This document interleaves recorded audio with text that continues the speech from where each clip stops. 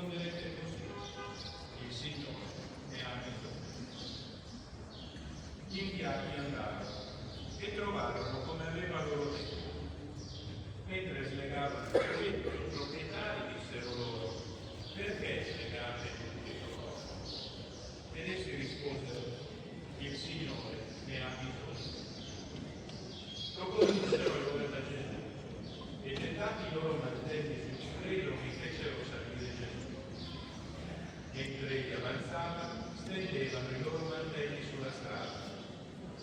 Era ormai vicino alla discesa del Monte degli Ulivi, quando tutta la folla dei discepoli, pieni di gioia, cominciò a lodare Dio a gran voce per tutti i prodigi che avevano veduto, dicendo: benedetto colui che viene in Re nel nome del Signore, pace in cielo e gloria nel più alto dei cieli.